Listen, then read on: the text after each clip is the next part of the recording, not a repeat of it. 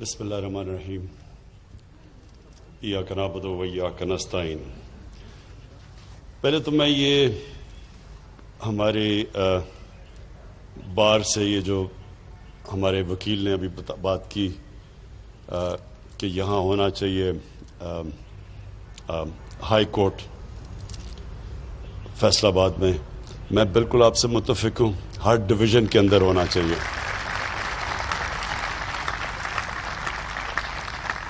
Government کی primary ذمہ داری کہ ان کی عوام کے لیے وہ سہولتیں پیدا کرے، ان کی زندگی آسان کرے، یہ ہوتی ہے گورنمنٹ کی ذمہ داری۔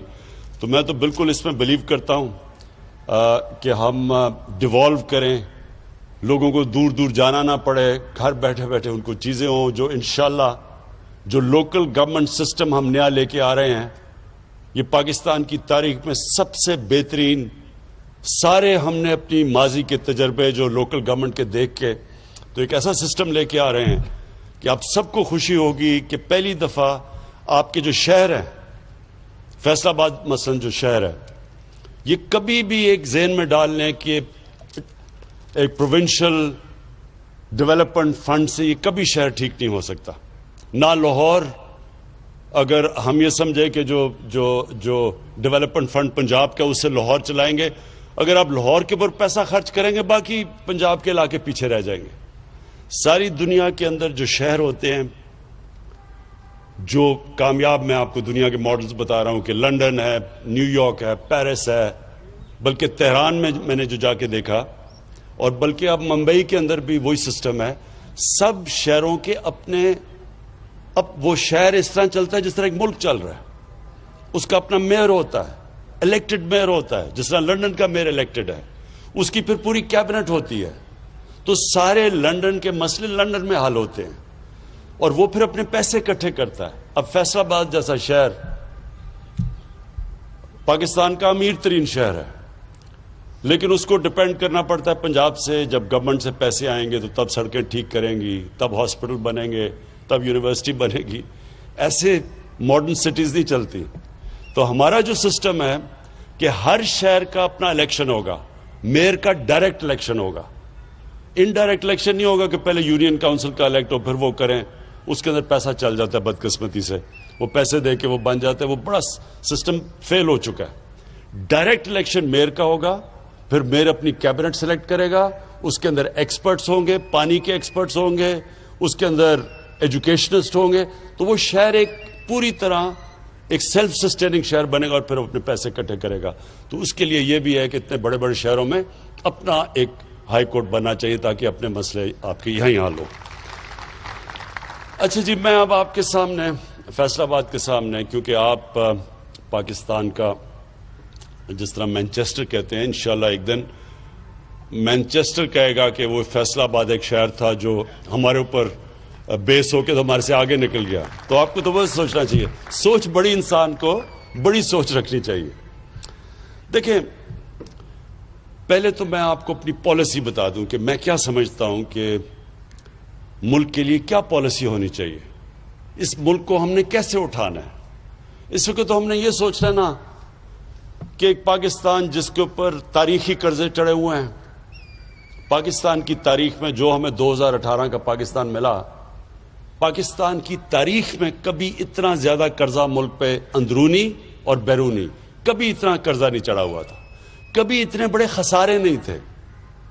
جو بھی حماد نے تقریر میں بتایا کہ جو ہمارا ٹریڈ کرنٹ اکاؤنٹ ڈیفیسٹ تھا وہ 20 ارب ڈالر کا تھا، پاکستان کی تاریخ کا سب سے بڑا ڈیفیسٹ، یعنی کہ کبھی بھی کوئی ملک آگے بڑھ ہی نہیں سکتا، کبھی بھی کوئی ملک کی صحت اچھی ہو ہی نہیں سکتی جبکہ اگر اس کے ملک کے اندر جو ڈالرز اندر آ رہے ہیں وہ کم ہیں اور جو ملک کے باہر ڈالر جا رہے ہیں وہ زیادہ ہے۔ یعنی یہ جب تک خسارہ ہے، نہ اس ملک کی صحت کبھی ٹھیک ہو سکتی ہے، نہ جو کریڈٹ ایجنسیز ہیں دنیا کی وہ کبھی بھی کہیں گے کہ جی ملک کی ریٹنگ اچھی ہے، وہ ہمیشہ اس ملک کو کہیں گے کہ یہ تھوڑی دیر کے بعد یہ کرائسس میں چلا جائے گا۔ اور سب سے بڑا کرائسس کیا آتا ہے کہ اس کی کرنسی ڈی ویلیو ہو جاتی ہے۔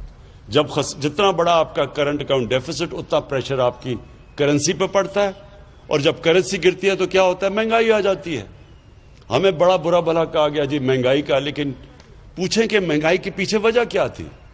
سب سے بڑی وجہ یہ کہ جو ٹریڈ گیپ تھا پاکستان کا، کہ کتنی پاکستان کے اندر امپورٹس آ رہی ہیں اور پاکستان کتنی ایکسپورٹس کر رہا ہے، اس میں اس ملک کی تاریخ کا وہ خسارہ تھا 40 ارب ڈالر کا، جو آج تک کبھی ملک اس کے قریب بھی نہیں گیا. جب 40 ارب ڈالر کا ٹریڈ گیپ ہو تو اس میں ملک کے کرنسی نے تو گرنا ہی ہے. اور کرنسی کو کیسے بچایا ہوا تھا؟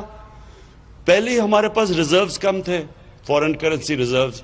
وہ ریزروز بھی بلڈ اپ کر رہے ہیں قرضے لے کے ریزروز بلڈ اپ کر رہے ہیں، اور وہ ریزروز کو خرچ کر رہے ہیں روپے کو سٹیبل رکھنے کے لیے. اور وہ جو پیسہ تقریباً میرے خیال میں 15 یا 20 ارب ڈالر انہوں نے 5 سال میں صرف پھینکا روپے کو اوپر رکھنے کے لیے. اس سے کہ آرٹیفیشلی روپے کو اوپر رکھا، ریزروز بھی اپنے ضائع کر دیے، اور سب سے زیادہ نقصان اپنی ایکسپورٹرز کو اور اپنی انڈسٹری کو پہنچایا. کیونکہ امپورٹ سستی ہو گئی ہیں، ایک تو انڈسٹری ادھر مار کھا گئی، اور جب ایکسپورٹس مہنگی ہو گئی تو ایکسپورٹس ہو نہیں رہی تھی تو ہماری ایکسپورٹس بھی گر گئی. تو جو ہمیں پاکستان ملا تھا وہ سب سے مشکل حالات میں، اور یہ بالکل ٹھیک کہہ رہا ہے کہ اسد عمر نے مجھے جب فائنانس منسٹر تھے تو انہوں نے مجھے بتایا کہ ہم لوگوں کو بتا نہیں سکتے کہ ہمارے پاس پیمنٹس دینے کے پیسے نہیں ہیں، کیونکہ اگر لوگوں کو پتا چل جائے گا تو روپے کے اوپر رن ہو جائے گی، یعنی روپے اور گر جائے گا. اس لیے ہم بڑے مشکل وقت سے گزرے تھے، اور ہمارے باہر کے دوستوں نے ہماری اس وقت مدد کی جس کی وجہ سے ہم ڈیفالٹ سے بچ گئے. اور ڈیفالٹ آپ کو پتہ ہے، ڈیفالٹ کا مطلب یہ کہ روپے کے اوپر سیدھا پریشر روپے پہ جانا تھا، ہماری باہر ٹریڈنگ رک جانی تھی، ایکسپورٹس رک جانی تھی، اور روپے نے اور مزید گر جانا تھا. تو اللہ نے ہمیں اس بڑے مشکل وقت سے نکالا. اور آج جو جدھر ہم کھڑے ہیں، میں صرف اس سے پہلے آپ کو اپنی فلسفی بتا دوں. دیکھیں، ہم جب بڑے ہو رہے تھے، اسکولوں میں تھے 60s میں، تو 60s میں پاکستان ایک مثال دیا جا رہا تھا ڈیولپمنٹ ورلڈ کے اندر، کہ ہمارا پاکستان کا ماڈل بتایا جاتا تھا دنیا کو کہ یہ دیکھیں، یہ پاکستان کو دیکھیں کہ کیسے ترقی کر رہا ہے. ملیشیا، ساؤتھ کوریا، جو ساؤتھ کوریا آج دیکھیں کدھر پہنچ گیا، انہوں نے پاکستان کا جو فرسٹ 5 ایئر ڈیولپمنٹ پلان تھا، انہوں نے اس سے سیکھا تھا. اور پاکستان کی دنیا میں عزت کیوں تھی؟ کیوں دنیا میں جب پاکستان کا پریزیڈنٹ جاتا تھا امریکہ تو امریکن پریزیڈنٹ ایئرپورٹ پہ اس کو ریسیو کرنے آتا تھا. اور پاکستان کی ایک دنیا کے اندر ایک سٹیچر تھا. اور وہی نہیں، ہمارے ادارے بھی مضبوط تھے، ہماری جو ہاسپٹلز تھے، ہماری یونیورسٹیز تھیں، ان کو ریکگنائز دنیا میں کیا جاتا تھا. اور میرے ساتھ ملیشیا کے شہزادے آ کے HSN میں پڑھتے تھے، مڈل ایسٹ سے لوگ یہاں آیا کرتے تھے. آج جو دبئی لوگ چھٹیاں بنانے جاتے ہیں، دبئی کے جو شیخ تھے وہ کراچی اپنی چھٹیاں بنانے آتے تھے. تو پاکستان کا ایک مقام تھا. ہم کیسے نیچے آئے، یہ بڑی دکھ بھری کہانی ہے. لیکن اس کی ایک بہت بڑی وجہ میں آپ کو بتاتا ہوں کہ ان دنوں میں رائٹ لیفٹ کی پالیٹکس تھی. ان دنوں میں کولڈ وار پیک پہ تھی. پاکستان میں پوری لیفٹسٹ موومنٹ چلی ہوئی تھی، سوشلسٹ موومنٹ. اور جب 1970 کے اندر جب ذوالفقار علی بھٹو جیتے تو انہوں نے سوشلزم، اسلامک سوشلزم کے نام پہ نیشنلائزیشن شروع کر دی. جب انہوں نے نیشنلائزیشن شروع کی تو اس وقت پاکستان کی انڈسٹری بھی ڈیولپ ہو رہی تھی، ہمارے پرائیویٹ بینکس بھی تھے، یعنی پاکستان ایک بڑی اوپر کی ٹریجیکٹری پہ جا رہا تھا. لیکن کہا یہ جاتا تھا کہ 22 خاندانوں کے اندر ساری پاکستان کی دولت محدود ہو گئی. یہ 22 خاندان کا پورا ایک چلا کہ پاکستان میں تھوڑے سے لوگوں کے پاس پیسہ جمع ہو گیا. ہونا کیا چاہیے تھا؟ دیکھیں، ہمیشہ اپنی زندگی کا تجزیہ انسان کو کرنا چاہیے. کامیاب انسان ہمیشہ اپنی زندگی کو سوچتا ہے کہ میں کیا کر سکتا تھا تو بہتر ہو سکے. کامیاب ادارے بھی یہی کرتے ہیں، سارا وقت اپنی انالیسز کرتے ہیں کہ ہم کیسے اپنے آپ کو بہتر کر سکتے ہیں. جب ماضی کی غلطیوں کو اب مانتے ہیں تو اب اوپر جاتے ہیں. ہم نے کیا غلطی کی؟ ہم نے بجائے اس کے کہ جو اگر پیسہ تھوڑے سے خاندانوں کے پاس چلا گیا تھا تو قانون ایسے لے کے آتے کہ وہ پیسہ نیچے چلا جاتا. غریبوں کے اوپر جو چائنا نے کیا ہے. چائنا نے جیسے جیسے پچھلے 30 سال میں انڈسٹریلائز ہوا اور ان کی دولت بڑھتی گئی تو انہوں نے وہ پیسہ استعمال کیا لوگوں کو غربت سے نکالنے کے لیے. اور انسانی تاریخ میں کبھی بھی اتنے زیادہ لوگ غربت سے نہیں نکلے 30 سال میں جو انہوں نے 70 کروڑ لوگوں کو چائنا نے غربت سے نکالا. ویلتھ کریٹ کی، دولت بڑھائی، اس دولت سے انہوں نے لوگوں کو غربت سے نکالا. ہمیں بھی یہی کرنا چاہیے تھا. ہم نے نیشنلائزیشن پہ چلے گئے، ساری ہم نے اپنی انڈسٹریلائزیشن روک دی، اور ایک مائنڈ سیٹ بھی بدل گیا کہ جس طرح ہمارے جو بیوروکریٹس بھی تھے، کئی پولیٹیشنز بھی یہ تھے کہ کوئی اگر زیادہ پیسہ بناتا تھا تو اس کو بری چیز سمجھی جاتی، جرم سمجھا جاتا تھا. کبھی بھی ایک معاشرہ آگے نہیں بڑھ سکتا جب آپ پروفٹ میکنگ کو، منافع کمانے میں اگر آپ اس کو جرم کہہ دیں. کیونکہ کوئی انویسٹ اس لیے تو نہیں کرتا کہ وہ خراج دینے کے لیے انویسٹ تو نہیں کرتا، وہ پیسے بنانے کے لیے کرتا ہے. لیکن ہاں، جائز طریقے سے پیسہ بنائے، ٹیکس بھی دے، پروفیٹیرنگ نہ کرے. یہ جو اس کو چینی کا مافیا ہے، انہوں نے یہ جو ابھی کمپٹیشن کمیشن کی رپورٹ آئی ہے تو انہوں نے تو یہ کہا کہ انہوں نے مل کے کارٹلائزیشن کی ہے، مونوپلی بنا کے تو چینی کی قیمت اوپر لے کے گئے. اس کے خلاف ہے. آپ جائز طریقے سے نفع کمائیں، گورنمنٹ ہم خوش ہوتے ہیں، کیونکہ جب نفع بنے گا ہی تو مزید اور سرمایہ کاری ہوگی. تو جو ہماری اب پالیسی ہے، میں آج آپ کو کہہ دوں کہ ہماری اب پوری کوشش ہے کہ پاکستان انڈسٹریلائزیشن کی طرف چلے، پاکستان اپنی ایکسپورٹس بڑھائے. گورنمنٹ کا کام اس کو فیسیلیٹیٹ کرنا ہے، ان کے لیے آسانیاں پیدا کرنا ہے.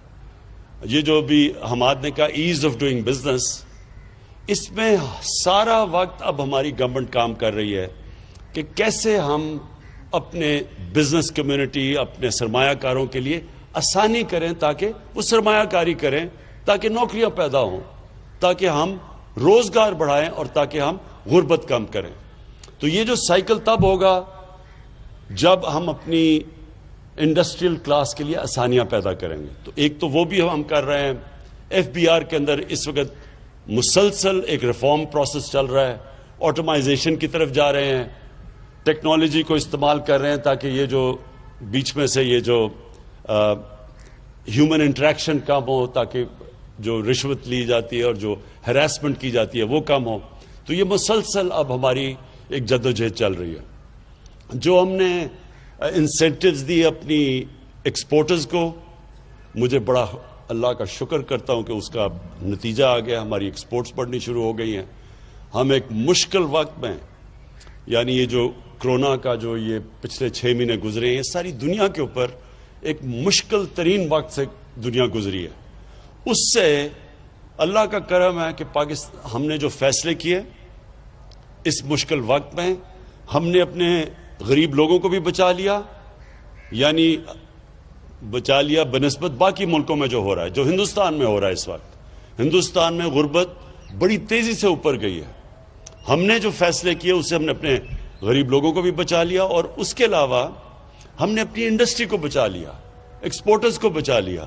اور یہ ہمارے فیصلے اس لیے بہتر ہو گئے کہ مسلسل ہم نے بیلنس کرنا تھا کہ ایک طرف لوگوں کو کرونا سے بھی بچانا تھا، دوسری طرف اپنے ملک کو بھی بچانا تھا، اپنی معیشت کو بھی بچانا تھا، اپنے انڈسٹری کو بھی بچانا تھا. تو یہ اس کے لیے میں اپنی ٹیم کو خراج تحسین پیش کرتا ہوں.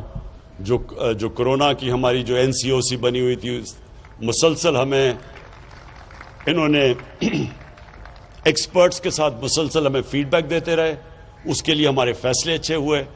دوسری طرف حماد کو اور اکنامک ٹیم کو میں خراج تحسین پیش کرتا ہوں کہ انہوں نے بھی سارا وقت سوچا کہ انڈسٹری کو نقصان نہ ہو، کیسے اپنے لیبر کو بھی وہ رکھ سکیں، اور ان کے لیے انہوں نے فیسلٹیز پیدا کی. اسٹیٹ بینک گورنر، اس نے بڑا زبردست کام کیا. مسلسل کوشش کرتے رہے، میٹنگز ہماری ہوتی رہی، ہم اپنی بزنس کو، اپنے لیبر کو بچاتے گئے.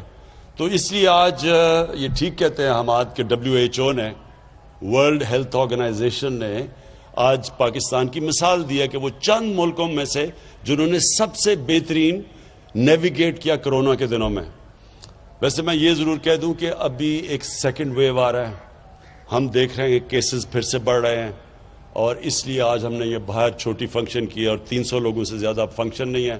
اور میں جنہوں نے نہیں ماسک پہنے ہوئے, میں سب کو کہوں گا کہ پلیز یہ ماسک پہنیں, کیونکہ یہ اللہ نے ایک دفعہ ہمیں بچا لیا ہے. احتیاط کر کے ہم کوئی چانس نہ لیں کہ ہماری اگر یہ خدا نہ خواستہ تیزی سے اگر یہ پھیل گئی اور ہمارے ہاسپٹلس پہ پریشر پڑ گیا تو ہمیں پرابلمز آئیں گے پھر اکانومی کے اوپر اور پھر غربت کے اوپر. تو اپنی میں انڈسٹری کو آخر میں جو آپ کو آج خاص طور پہ یہاں آیا, ایک تو مجھے بڑی خوشی تھی کہ میں جب یہاں الیکشن سے پہلے آیا تھا تو پاور لومز بند ہو رہی تھیں, کئی فیکٹریاں بند ہو رہی تھیں اور وہ ریل اسٹیٹ کی طرف جا رہی تھیں, اور بڑا مشکل حالات تھے فیصل آباد کے. تو مجھے بڑی خوشی تھی آج جب میں نے اپنے یہ ایم پیز اور ایم این اے سے پتہ چلوایا, انہوں نے کہا جی آج کل لیبر نہیں مل رہی ٹیکسٹائل کی. تو مجھے بڑی خوشی ہوئی اس چیز کی کہ شکر ہے ہماری روزگار بڑھ رہا ہے. مجھے ایک اور بھی میٹنگز کے اندر بڑی اچھی بات آج سجیشن دیا گیا, اور میں اپنے چیف منسٹر کو یہ کہوں گا کہ ہمیں اب سکلز, ٹیکسٹائل سکلز کے لیے انسٹیٹیوٹس بنانی ہیں تاکہ ان کو ٹریننگ کروائیں, کیونکہ آپ کو ویلیو ایڈنگ کے لیے بھی آپ کو لیبر چاہیے. تو وہ لیبر کے لیے, اس کے لیے, کیونکہ جو سکل ٹیکسٹائل کا اب جو لیبر ہے, جو ورکر ہے, وہ اب اس کی ڈیمانڈ بڑھ گئی ہے اور وہ مل نہیں رہا. تو اس لیے ہمیں اس کو بھی کرنا چاہیے, کیونکہ انشاءاللہ ہم جیسے جیسے ہماری ایکسپورٹس بڑھیں گی, اور میں آپ کی جس طرح حماد نے بھی آپ سے سب سے اپیل کی کہ مزید اور آپ انویسٹمنٹ کریں, اور انویسٹمنٹ اس سوچ سے کریں اور بے فکر ہو کے کریں کہ یہ اب آپ کے پاس ایسی گورنمنٹ آئی ہے جس کا کام ہے آپ کے مسئلے حل کرنا. جو ایسی گورنمنٹ آئی ہے جس نے آپ کے لیے ایک سٹیبلٹی دینی ہے, ایک ایسی پریڈکٹیبلٹی دینی ہے کہ آپ جو بھی اپنی انویسٹمنٹ کریں آپ کو یہ فکر نہ ہو کہ ایک دم کوئی ایسی پالیسی چینج ہوگی جو ایک دم آپ کی انڈسٹری کو افیکٹ کرے گی. ہمارا کام ہے آپ کی انڈسٹری کی مدد کرنا, کیونکہ اس سے ایک آپ روزگار لوگوں کو دیں گے, اور دوسرا ویلتھ کریٹ کریں گے. ملک میں جتنی آپ دولت بڑھتی جائے گی, ملک میں آسانی ہوگی اپنے قرضے واپس کرنے میں. ہمارے اوپر ایک تو قرضوں کا پہاڑ چڑھا ہوا ہے, اور وہ تب ہی ہم اتار سکیں گے جب انڈسٹریلائزیشن ہوگی اور جس سے ویلتھ کریشن ہوگی, پیسہ آئے گا ہی تو ہم قرضے واپس کریں گے. تو اس لیے ہماری یہ پالیسی ہے کہ ہم آپ کو پوری طرح سپورٹ کریں گے, فیسیلیٹیٹ کریں گے, آپ کے لیے آسانیاں پیدا کریں گے. فیصل آباد وہ شہر ہے جو کہ پاکستان کی انڈسٹریل سٹی ہے, جس کے لیے انشاءاللہ آپ دیکھتے رہیں گے کہ ابھی سی ایم پنجاب سے بھی بات ہو رہی تھی کہ آپ کے لیے آپ کی سڑکوں کا جو بھی حال ہے اس کو انشاءاللہ اس میں بھی انویسٹ کریں گے. کراچی ہمارا ہے, اس کے لیے ہم نے بڑا پیکج تیار کیا ہوا ہے, کیونکہ یہ نہیں کہ فیصل آباد نے مجھے ووٹ دی اور کراچی نے مجھے ووٹ دی, اس وجہ سے نہیں, کیونکہ آپ پاکستان کے انڈسٹریل ہبز ہیں. آپ اوپر جائیں گے تو پاکستان اوپر جائے گا. تو اس لیے ہماری پوری کوشش ہے آپ کی مدد کرنے کے لیے. وہ اور بات ہے کہ آپ میں ماشاءاللہ اتنا شعور تھا کہ آپ نے صحیح پارٹی کو ووٹ دے دی, لیکن اس کے باوجود ہم اس لیے کریں گے کیونکہ ہماری اس وقت انڈسٹریلائزیشن, یہ 1960s کے بعد یہ پہلی دفعہ وہ گورنمنٹ آئی ہے جس کا مین پالیسی, اس کا فیصلہ کیا ہوا ہے ہم نے کہ ہم نے پاکستان کو انڈسٹریلائز کرنا ہے. تو جو بھی آگے پالیسیز بنیں گی آپ کے ساتھ مشاورت میں بنیں گی. ہم کانسٹنٹلی آپ کے ساتھ مشاورت اس لیے کریں گے کہ آپ کی انپٹ آئے گی تو ہم آپ کی رکاوٹیں دور کرتے جائیں گے. اور پھر اللہ کا شکر ہے کہ جو اس وقت پاکستان کے انڈیکیٹرز ہیں, ہماری جو اکانومی چلنی شروع ہو گئی ہے, ہماری جو کنسٹرکشن انڈسٹری ہے جو کہ سب سے زیادہ شہروں میں لوگوں کو روزگار دیتی ہے, کنسٹرکشن انڈسٹری چل پڑی ہے, اور اس کے ساتھ 30 اور انڈسٹریز جو ریلیٹڈ ہیں ان کے اندر کام شروع ہو گیا ہے. اور کنسٹرکشن انڈسٹری کو جو پیکج دیا وہ بھی پاکستان کی تاریخ میں پہلی دفعہ ایک اپنی کنسٹرکشن انڈسٹری کو اس طرح کا پیکج دیا. تو کنسٹرکشن انڈسٹری, ٹیکسٹائل انڈسٹری, اور اس کے علاوہ جو ہم نے اپنے ورکرز کو اب ٹرین کرنا ہے, لیبر کو ٹرین کرنا ہے, تاکہ وہ بھی ویلیو ایڈڈ ہو. وہ بھی مجھے پتہ ہے کہ پرابلمز آ رہے ہیں ہماری اب انڈسٹریلائزیشن کے اندر, تو وہ ساتھ ساتھ ہمارا چلے گا. ہم نے اپنی جو بینکنگ سیکٹر ہے, جو ہم نے اسٹیٹ بینک آف پاکستان ہے, کبھی بھی اسٹیٹ بینک نے اس طرح کی اپنی انڈسٹری کی اور کنسٹرکشن سیکٹر کی مدد نہیں کی جو آج وہ کر رہا ہے. وہ بھی کانسٹنٹلی آپ کو فیسیلیٹیٹ کر رہا ہے آپ کے لیے آسانیاں پیدا کرنے کے لیے. اور میں آخر میں آپ سب کا شکر گزار ہوں. میں جو پاکستان کی جو انڈسٹریلسٹ یہاں بیٹھے ہوئے ہیں, آپ کو پھر سے آخر میں شور کرتا ہوں کہ ہمارا اب انٹرسٹ یہ ہے کہ آپ جس طرح ایک دفعہ 60s میں انڈسٹریز کو پوری طرح پروموٹ کیا گیا تھا اور اس کی وجہ سے پاکستان آگے نکل گیا تھا سارے خطے میں, اسی طرح اب بھی ہم آپ کو کریں گے. میری ریکویسٹ صرف آپ کو یہ ہے کہ جو آپ کا لیبر ہے, جو مزدور ہیں, ان کا ساتھ ساتھ جیسے جیسے آپ کی حالت بہتر ہوتی جائے, مزدوروں کو آپ نے نہیں بولنا, ان کے لیے بھی آپ نے ان کی بھی سیلریز کا آپ نے دھیان رکھنا. بہت بہت شکریہ.